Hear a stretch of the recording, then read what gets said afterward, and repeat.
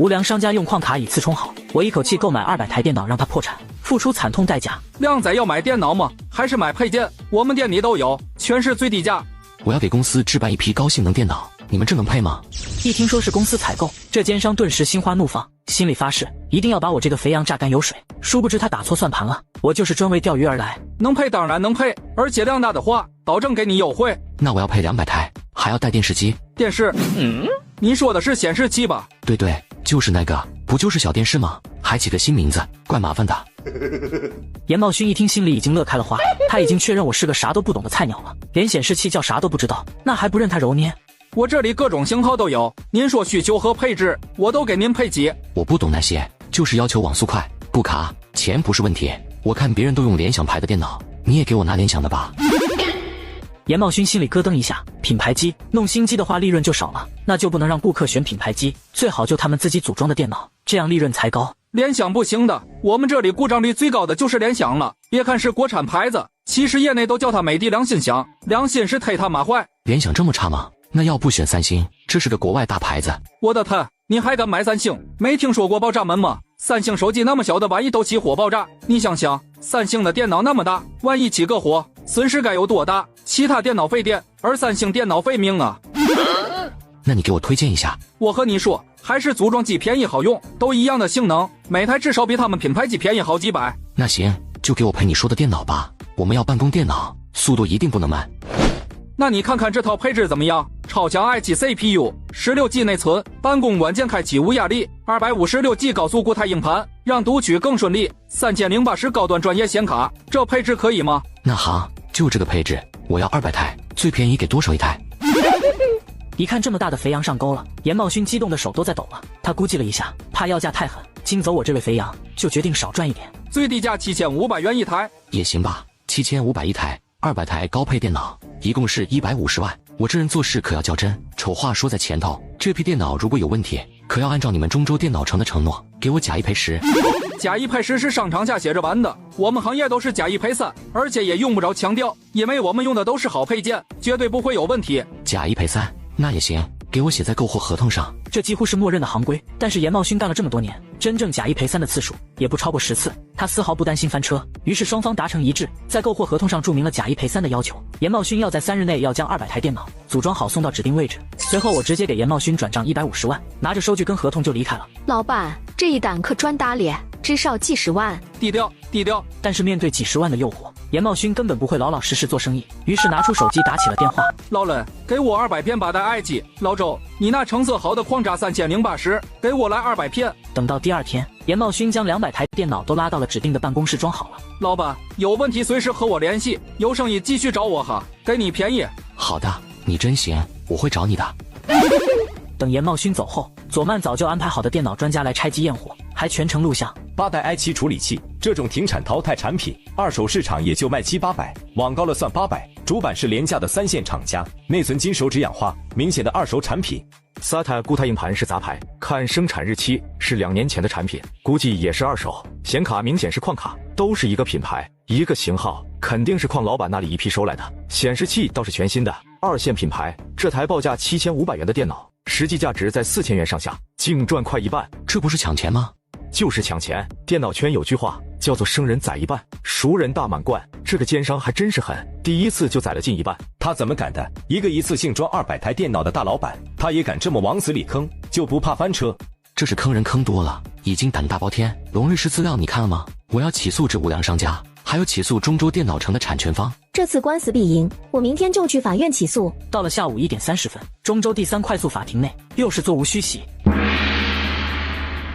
庭审正式开始，首先由原告律师龙先生发言。奇葩克星公司董事长君佐曼在电脑城为公司采购了200台高性能组装电脑，费用共计150万元人民币。但电脑摊主严茂勋弄虚作假，用多款二手配件充当全新件。根据合同和消费者权益保护法，他需要假一赔3。目前君佐曼要求退掉200台伪劣电脑，并赔偿3倍罚金450万。另外，中州电脑城监管不力，并且承诺了假一赔十，所以他们也需要连带赔偿1500万。下面由被告严茂勋的代理律师发言。尊敬的审判长，我要再次说明，君佐曼购买电脑的动机不纯，他是故意碰瓷敲诈，他装作不懂电脑，其实他是做沙雕动画的高材生，不可能不会用电脑。另外，他们在送货后的第2天就已经准备200台电脑的拆解证据了，说明是有备而来，是故意索赔。根据合同法第52条规定，一方以欺诈、胁迫的手段订立合同，且以合法形式掩盖非法目的，应判合同无效。所以我方代理人要求，这起购买合约无效，我方将收回200台电脑，并退还其150万元的购机款。现在请第2被告中州电脑城的代理律师发言。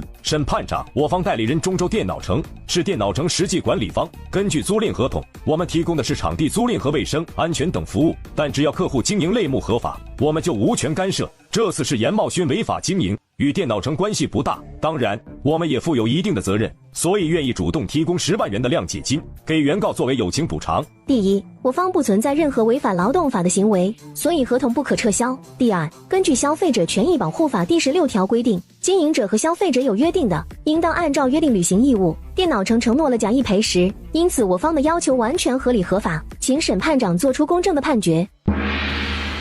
原告君佐曼诉严茂勋售卖伪劣电脑及中州电脑城一案，现在宣判。经查，严茂勋在经营期间，经常以自充好、采用恐吓、欺骗等手段侵害消费者权益，事实成立，且被告在与原告的购机合同里写明了假一赔三。按照消费者权益保护法和合同法之规定，摊主严茂勋必须履行假一赔三的义务。被告严茂勋需退还150万元的电脑款，另需支付3倍电脑款的赔偿，也就是450万元，请在15日内完成相关事宜。另外，中州电脑城在招牌上写明假一赔十，对电脑城所有资产都有连带责任，包括招牌和承诺，所以假一赔十必须履行。但考虑到这起案件中已经由严茂勋赔偿了3倍的购机款，中州电脑城只需赔付剩余7倍损失，也就是1050万元人民币，请于15日内汇入原告方指定账户。法庭宣判完毕，退庭。台下顿时响起热烈掌声，来庆祝消费者的胜利，而严茂勋则是瘫软在地。胖猫姐姐拿着弟弟的死亡证明去银行取遗产，却被告知只能本人来取，各种刁难，无奈之下把躺在棺材里的弟弟抬到了银行。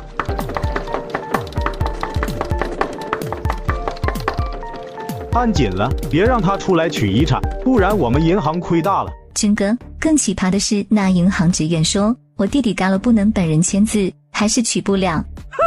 这也太过分了，太过分了！你弟弟刚跳江，这不是死不瞑目吗？我必须要整治这种奇葩银行的职员。君总，我做你的法律后盾。前不久，银行还爆出那些银行员工伪造存单，挪用某公司上亿资金，还有忽悠大妈大爷把存款改成了理财产品，等用钱的时候取不出来，是该整顿了。时间很快到了第2天。你好，先生，要办理什么业务？我存钱。存多少？金额少的话，你要去外面的 ATM 机办理。我存1万，够多了吧？好的，先生，请拿现金来。先生存好了，请问还有其他业务吗？再存1000。这时候业务员不耐烦说道：1000元请去 ATM。为什么1万元给存，1000元就不给存？你们歧视只能存1000元的穷人吗？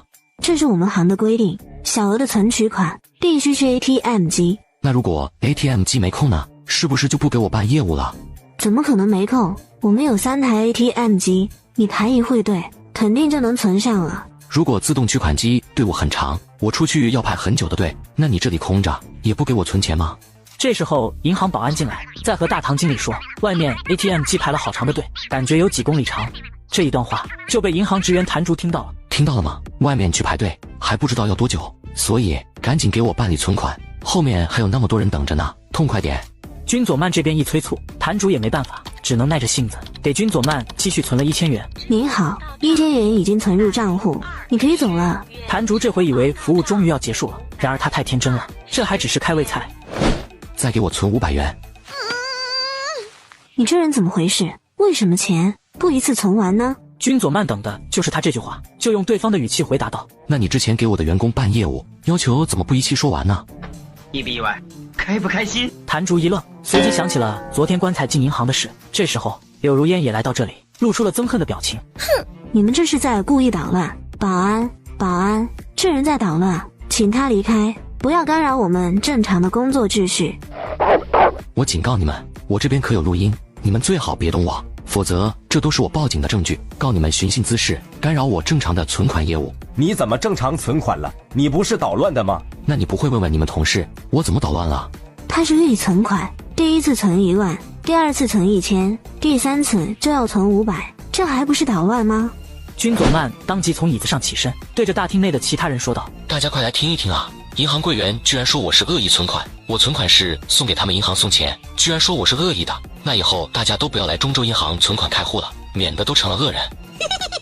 我的天，还恶意存款的年度奇葩名词诞生了。我听说过恶意伤人、恶意陷害，还没听说过恶意存钱的，这银行也是奇葩。大厅内的其他储户都纷纷在数落中州银行。很显然，谭竹说错话了，他的脸当时就变得铁青，恼怒地说道：那是口误，口误而已。外面排队跟里面排队的都是军佐曼安排的人，这样一来，整个中州银行就瘫痪了。谭竹见稳不住局面了，就把行长叫了出来。张行长一看到这架势，当时就明白了怎么回事。这不是奇葩克星的军总吗？你来这里怎么不说一声？你应该去贵宾室的，我们去里边说。不用，我今天就是来办业务的。可你们这柜员的态度，我要说2句了，拉着个脸，还要把身为储户的我赶出去。你们中州银行就是这副态度吗？是我们有培训不到位的地方，我们以后一定改正。您看是不是先去里边再说？我一定给您一个满意的答复。哼，让我满意，只怕你一个行长还办不到。行长心里咯噔一下，他可是知道军佐曼的过往经历，他诚挚的奇葩一箩筐，而且无一败诉。今天这事如果处理不好，会给他和中州银行带来非常被动的局面，而军佐曼也有准备。现在他和银行方面第2轮斗法拉开了帷幕。张行长，我现在能办理业务了吗？谭竹，快给军总办理业务，服务不好你就别干了。好的，行长。我现在要取钱。取多少？我要取1元。请问还有什么需求吗？再取1元。当军佐曼说出第3次、第5次、第10次取1元钱的时候，谭竹脸上的笑容就消失了。哼，军佐曼先生，你这就是故意的了吧？有妨碍银行公共秩序的嫌疑，您做出如此行径，不太妥当吧？怎么不妥了？你们银行都能3番5次让储户来回跑，怎么你坐在这里为我取点钱就不耐烦了？我没有不耐烦，只是您这样妨碍了其他人办理业务。这时，军佐曼的保镖扛着2袋硬币来到这里。你不是嫌取钱无聊吗？那我改存钱，这2袋子钱帮我清点一下，我要存你们银行里。这时谭竹跟张行长都倒吸一口冷气，他们银行最怕这种操作。林超真的要点到手抽筋，这么2袋子，估计他们银行几个人要数1天。不过事已至此，他可不敢说不接收林超，只好招呼其他职员一起来清点这2袋子林超。你们清点这么慢，我什么时候才能收到钱？能不能快点？军总，您有什么诉求就说出来，我们会尽量给你办理的。我们去办公室谈好不好？我的诉求就是存钱，去办公室干什么？我就在这等。不是我说你，你们银行员工业务水平也太差了，点个钞这么慢，都没学过吗？就在这时，总行的副行长带着一个经理来到这里。张行长看到这人，立马精神一振。姚副总裁，您来了。我不来你能处理吗？没用的东西。总行的姚副总觉得就是他们的办事作风太软弱了，今天他就是要来硬的。于是他直接来到军佐曼身边，说道：军佐曼，你在这里耗了快1天了，有什么意思？你就是耗1个月，对我们银行也没什么影响，还不如我们心平气和的坐下来谈一下。谈什么？你想谈什么，我们就谈什么。感受到对方冷冰冰的态度，军佐曼冷笑道：哟呵，挺横啊。那我要是不谈呢？不谈，那就别怪我不给面子了。那我倒要看看你怎么不给面子。姚副总裁拿起手机拨通110，很快王队长带人就赶来了。局里给王队长下了命令，凡是关于军佐曼的案子都由他来负责。王队长，军佐曼在我们网点破坏秩序，导致我们无法正常为储户服务。我是正常的在办理业务，何罪之有？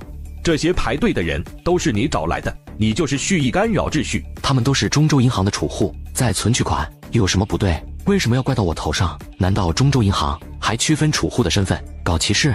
好了好了，不要争了，我建议你们还是商量着来，毕竟耗在这里也不是个事。佐曼，我知道你在这里是要讨个说法，那么现在就应该主动说出来了，每拖1天，你的老铁们不是更晚1天看到效果？王队长说话的时候还给了军佐曼一个眼神，那意思就是给个面子。军佐曼觉得王队长这话说的在理，也中听，而且他正想实施第2步的计划，也就顺道卖王队长一个面子，同意商谈。好好，里边谈。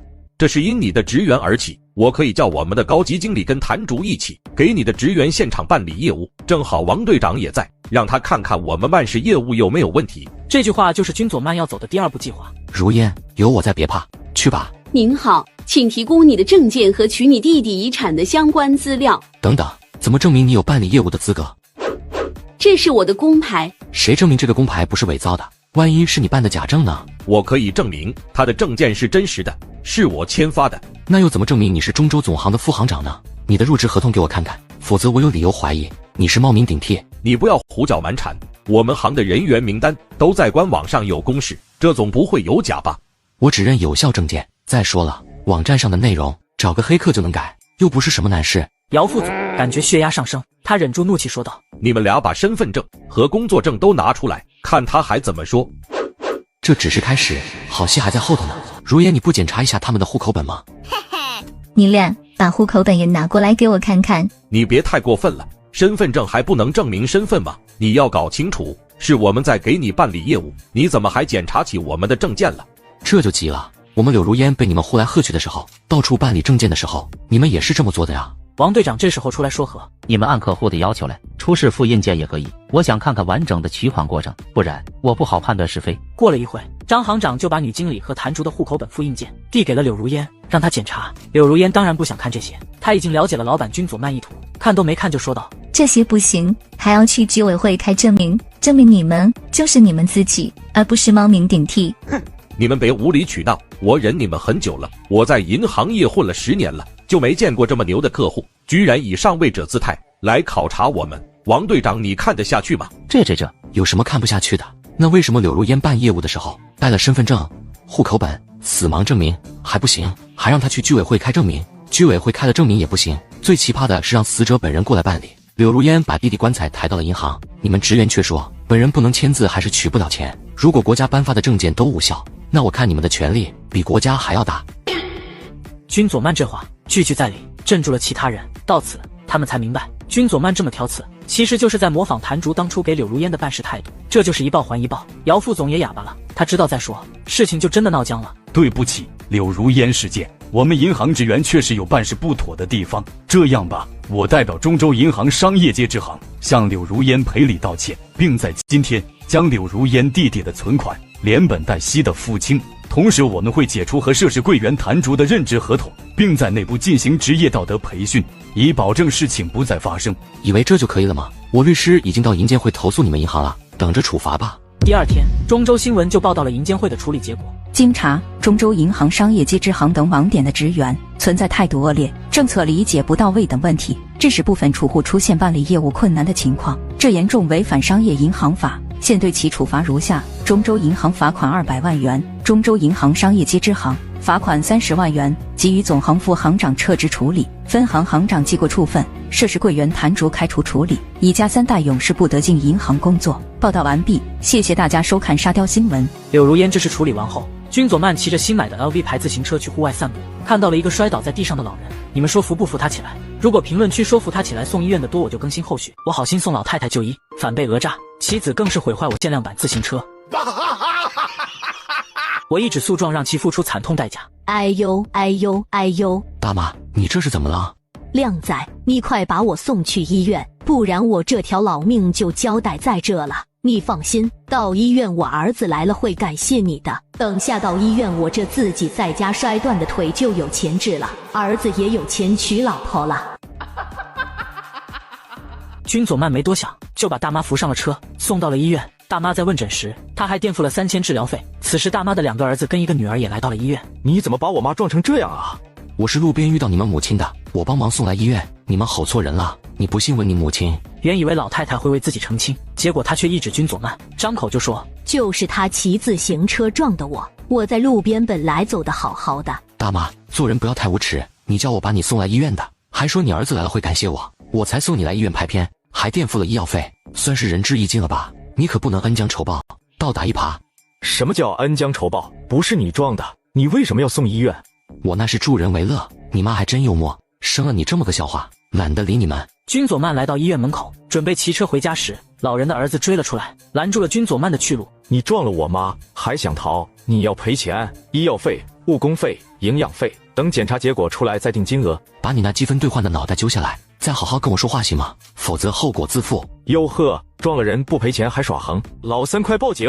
三女儿这时候拿出了手机，拨打了110。告诉你，警察一会就来，你老实待着。说的对，不然要你好看。我劝你，不清楚我的路子，就别触碰我的底线。麻雀斗公鸡，自不量力的玩意。这句话深深地刺痛了大儿子的自尊心，感觉面子受挫，他就看到了君佐曼身旁的自行车。刚才听他们老妈说，君佐曼就是骑了辆自行车。大儿子恼怒之下，上去一脚就把 LV 自行车的轮子给踹掉了。哟呵，砸我的车，不得不说你很牛。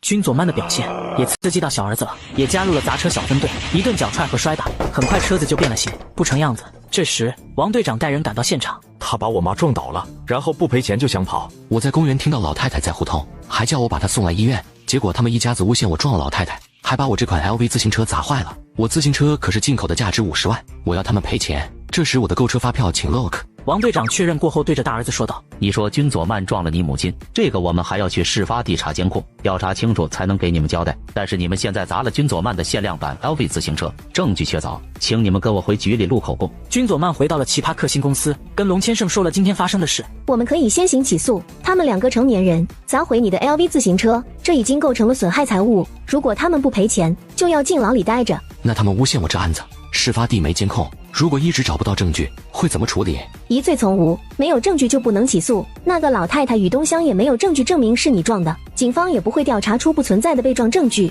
所以警方不会处理，最多他们去法院起诉。可是他们连证据都没有，法院也不会立案。这么说，他们诬陷不了我，可为什么很多人去扶老人的好心人，却会被讹诈呢？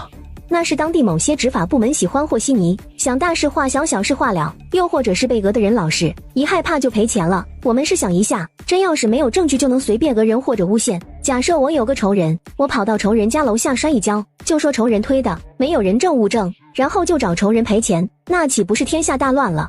原来如此，那些被讹诈过的好心者，要是早点看到我的视频就好了，就不会被讹了。所以我就决定有必要搞大这件事，让这些恶心老人不敢随意讹人，不能让好心人寒心。龙律师，你明天就去起诉他们一家人。与此同时，王队长打电话来说找到了老太太一家讹君佐曼的证据，等明天开庭现场提交。很快到了第2天庭审现场。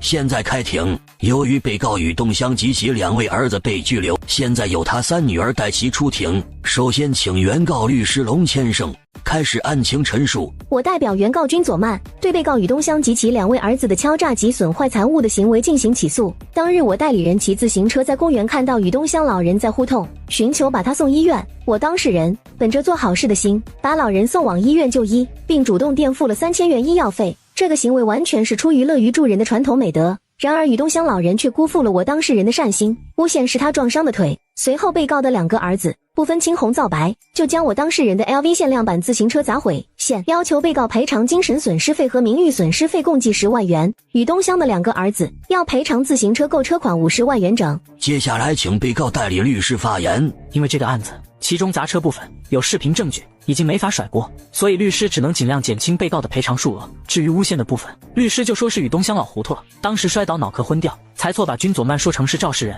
被告雨东乡因为年老且有老年痴呆的前兆，经常忘事，而且当日在事发地摔倒，摔得神志不清，误会为君佐曼将他撞倒。另外那辆自行车，2位被告并不知道其价值，事后也觉得过意不去，愿意赔偿一辆新的永久牌变速自行车，售价不低于1500元。听到被告律师这么一说，台下观众都坐不住了。雨东乡诬陷君佐曼的时候，可没见他老眼混花，要被处理了，就说自己老糊涂了，这还真是倚老卖老，把年龄大当武器了。价值50万的限量版自行车，居然只想赔1500元就了事，也不知道咋想的。这奇葩真就是都凑一家了。若按照被告的思维，那么街上看到别人开跑车不爽，上去给砸了，然后赔人家一辆50宏光和解，这合理吗？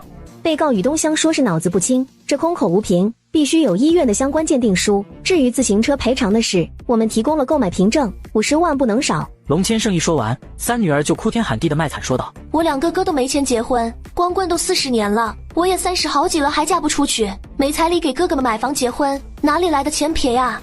损坏物品要赔偿，这是小学生都知道的道理，被告方不会不知道吧？我们还有他们砸车时的视频，当时两人都很嚣张，没看出来没钱赔的样子。至于你们家里条件怎么样，和我方无关。我友情提示一句，积极取得原告方谅解和拒绝赔偿是2个量刑标准。量刑？张律师，我哥不会真要判刑吧？你快别说话了，闭上你那坑吧！庭审形势已经完全在君佐曼这边了。这时王队长亲自来到现场，带来了警方的最新整理的证据。从目前掌握的情况来看，被告宇东湘存在捏造事实、故意敲诈的意图。他早上在自家楼道因为意外跌倒造成右腿骨折，然而他却不想自担医药费，就心生歹念，让其大儿子朗刚用3轮车载着他到了事发地点，特意找了没有监控的地方。宇东湘大声呼动，希望引来人可以碰瓷无限。后来的事情大家都知道了，凑巧君佐曼路经此地，将宇东湘送往医院，结果就被赖上了。报警后，其2个儿子见君佐曼不给钱，气愤之下就将君佐曼的 LV 自行车砸毁。审判长承认的警方提供的证据真实有效，进行了宣判。被告宇东湘故意碰瓷诈骗，判处有期徒刑1年，需赔偿原告君佐曼名誉损失费4.5万元。其长子朗刚协助有开车送宇东湘的行为，属于协助诈骗，按从犯论处加上他损坏 LV 自行车，数罪并罚，判处有期徒刑2年0 6个月。二儿子冯强因故意损坏财物数额巨大，根据刑法第313条，判处有期徒刑1年。朗刚、冯强砸坏原告 LV 限量版自行车1辆，因无法修复，需赔偿原告50万元，所涉及款项需在10日内汇入指定账户宣判完毕，退庭。以后有碰瓷或者故意搞敲诈的人都要这样严厉处罚，这样就没人敢使坏了。无良二手车、商用事故车、泡水车以次充好，我一口气买25辆，让其付出惨痛代价。帅哥，要看什么车？我公司购车先看看。那你想要什么价位呢？我这可以给您推荐，这里全是便宜实惠的车型，多少价位的都有。便宜点的5到10万之间吧。电车有没有？这款妄想汽车不错，只卖6万5，充电5分钟，能跑1小时。你这车是原版原漆吗？你放心，我们这车原厂原漆，才跑了2万公里，没有事故。续航满电的话，能跑2140公里左右。君佐曼来到二手车行，就是为了整治他们这种无良车贩子。如果他们搞鬼的话，君佐曼就让他们吃不了兜着走。接下来，君佐曼就开始出招了。我看这车是不错，不过我想问一下，你们车行规模大吗？老板，我不是和你吹，就我们这诚信车行，是这二手车市场里数1数2的门面，库存车辆近100辆，这里你看到的只是一部分，我们随时可以开过来一批，让你随便挑选。那么大概这个店值多少钱？你是担心我们老板实力不够？你放心，我们老板有多家门店，光这个车行就值个1、2千万资产。那就好，实力的确雄厚。那我准备要买25辆车。25辆都什么型号？销售一听眼睛就亮起来了，他好几天都未必能开张，这一下子就有25辆卖出去，这提成都拿到手软，给君佐曼带到老板办公室详谈。就是你要买25辆车？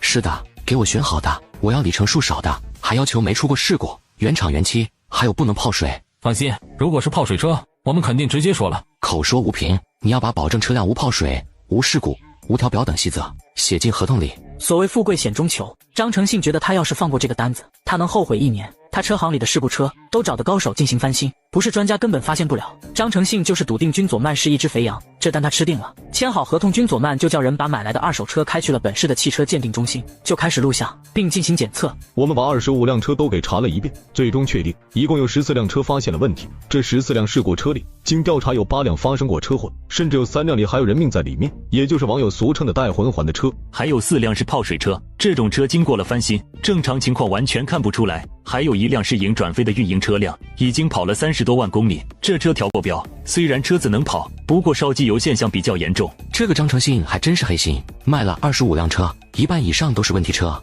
那么也没啥好说的，按照合同可以维权了。这起牵动万千网友关注的二手车维权案，就在中州快速法院开庭审理。二手车维权案正式开庭。首先由原告代理律师龙千胜发言。我当事人君佐曼在诚信二手车店购买了25辆车，通过权威机构的检测报告，14辆车有问题，价值142万，将按照消法规定的3倍赔偿，一共需要赔偿426万元。请被告律师发言。尊敬的审判长，我方代理人对原告的诉求有异议。首先，对方并不是为了单纯的购车，而是在力驱使下进行的行动。原告方故意装作不懂车，并在发现事故车后进行索赔，这种和职业打假人的行为一致，这是以盈利为目的购买并获取非法收益，这符合诈骗罪的法条叙述，所以我方将反诉原告诈骗。第二，对方提供的报告并不符合法律规定。该鉴定机构并不是国家规定的车辆检验机构。另外，当日原告把车辆开走，不排除他们在中途动手脚的可能。首先，君佐曼这次购车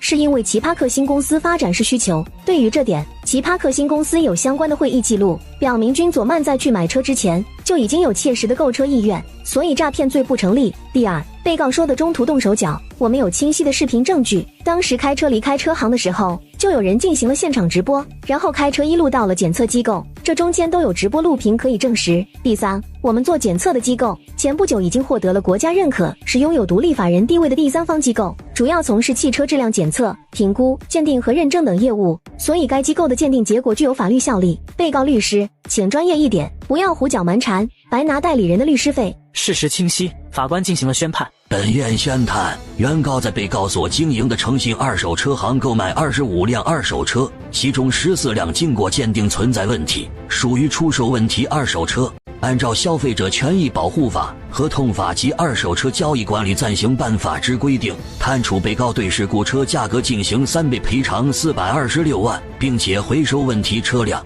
此款项须在15日内汇入原告指定账户。退庭。面对这种结果，张成信躺倒在地，也算是给他长长记性，免得他以后还坑人。奇葩捞女以谈婚论嫁为借口，骗取高额彩礼，我一招叫他重新做个人。我表哥订婚后，2人发生了关系，但是事后女方却提出要男方马上支付另一半10万彩礼，且必须在婚前把房产证加明，否则就报警告我表哥违背妇女意愿。双方谈崩后，表哥就被抓了。这也太奇葩了吧！这听起来像是网络段子，没想到是真实发生的事。我一定要调查这起不同寻常的订婚强行案，查明具体过程，还原事情真相。龙律师，我们一起去黑牛表哥家。佐曼，你能帮我们把孩子捞出来吗？我可以同意女方的条件，就是给彩礼，外加婚前房子加名。我说舅妈，都这样了，还想着和对方结婚呢，你们咋想的？不结婚咋弄啊？结婚起码还能捞个儿媳妇，不结婚的话，这彩礼就成了赔偿金了，损失18万8，却啥都没捞着，儿子名声还毁了。首先，你们这婚肯定是不能结了，女方这么做就是撕破脸了。就算是结婚了，你们认为这日子能过好吗？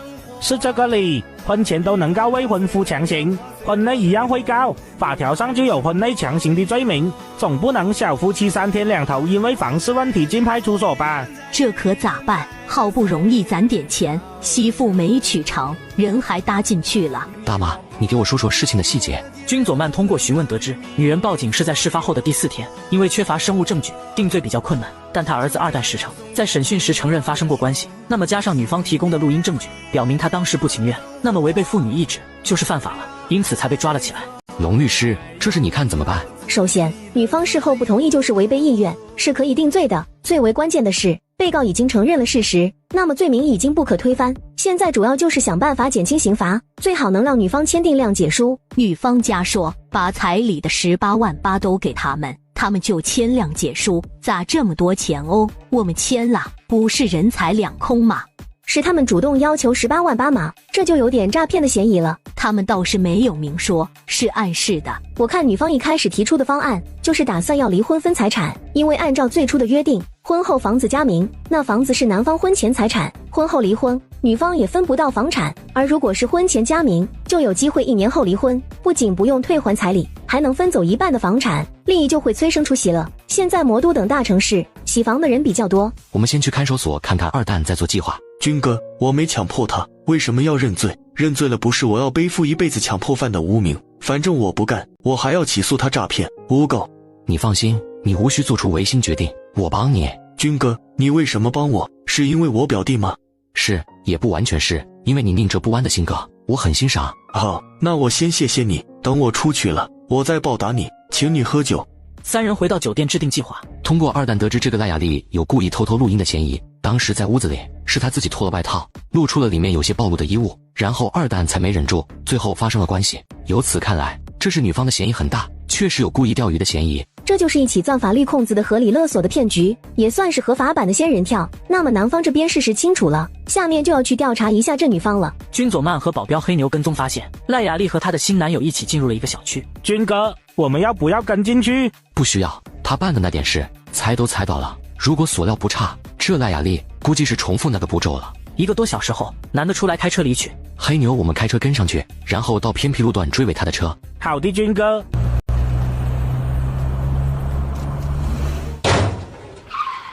你怎么开车的？我开的这么慢，你也能撞上来？瞎啊！不好意思，哥们，我刚才心情不好，一迷糊就撞上了。我这老弟被他女朋友踹了，精神不好，开车分神了。我赔你钱，帮你修车，还请你吃饭，可以吗？这还差不多，刚才运动完，有点饿了，走吧。我追了3、4个女孩，没有一个答应我的，所以刚才有点分神了。你能教教我怎么追女孩吗？我当什么事呢？不就是追女孩子吗？很简单的，不是和你追，我刚搞定了一个女人，和她相亲才认识半个多月，失礼拿下。不过今天我那女朋友忽然管我要20万彩礼，外加房产加名，要不然她就报警。你说这是人干的事吗？这不对吧？哪有这么狠的女朋友？我是从来没听说过。可不是，我他妈的也没见过，真是遇见奇葩了。我感觉这女人不简单，要不我给你支个招，我们先下手为强，说是被她敲诈怎么样？怎么个办法？你可以把这强迫大案转化为嫖娼的小案子啊，还可以这样？你以1星期后就给彩礼结婚为由稳住对方，并且这2天每天都去找他滚床单，而且每次都给他转1314元，并且在聊天记录里说一些语言陷阱，像是在做交易一样，这样你只需要花几千元就能搞定这件事了。这下倒是给刘浩打开了新世界的大门，他突然眼睛一亮，这主意可以大事化小，只要办好了，那他就不怕危险了。1个星期后，赖雅丽去报了警。刘浩说和你只是交易关系，还是按次收费。这3天你们一共发生3次关系，每次他都给你转1314元，对不对？赖雅丽的脸色有点不好看了，因为她发现她被刘浩给耍了，说什么几天后就给彩礼和房子加名，而且哄着她每次办事都发1314元，还说这些钱不算在彩礼中，让她放松了警惕。当时赖雅丽就想着先赚点零花钱，结果中套了。我们不是交易，是他在追我，但是强迫我了，那些钱是自愿赠与。我们办案讲究的是证据，二蛋家人已经报案，说你涉嫌利用婚恋诈骗。赖雅丽一时百口莫辩，她赖以为生的戏码被更高级的玩法给碾压了。很快，关于婚骗案开庭。赖雅丽存在敲诈勒索，靠骗婚获取高额彩礼，判处有期徒刑15年，情节恶劣，限终生不能结婚。另外，二蛋不存在强迫情节，所以无罪，当庭释放。经常去理发的都知道，收费3、5是很正常，而这个黑心理发店剪个头发竟然要5万块，还分12个区。如果是你遇上此事件会怎么办？看我怎么整治这奇葩理发店。这位妹妹说洗剪吹只要10块钱，是吗？当然是的，不会有错。我先买单好了。你以为你先买单就拔不了你的毛了吗？出来之后会让你脱层皮的，洗头会弄湿你的手机，你的手机就报废了。先给我帮你放前台。拿来吧你。靓仔，你的发质有点干枯，我推荐你做个水疗。小妹，我给过钱的，我就做10块钱的洗剪吹，你喜欢用什么就用吧。这可是你说的，我随便用的。靓仔，你的毛孔有点粗，我推荐做个清洁毛孔的。搞里头。靓仔，你脸上有几个荷兰豆，我推荐。搞里头。靓仔，你皮肤有点黑，我推荐做个美白面膜。搞里头。洗头加理发前后总共花费半小时，君佐曼要走时被叫住了。小哥，莫要走，钱还没给呢。我刚进来的时候就把10元给你们了呀。小哥，你是在讲笑话吗？那10块钱不是你给小姑娘的小费吗？怎么剪个头发还想白嫖？还要给多少钱？8万块。你搞错了吧？想赖账是吗？要不咱们去小黑屋里聊聊。我来给你介绍一下洗头的收费项目。洗发水是漂亮国进口高档货，一次9999。水疗发系列价值8888，清洁毛孔的价值8888，祛痘的价值8888，美白的价值8888。你这个头型，我采用微分碎盖先进剪法，分为12个区，每区3888元，12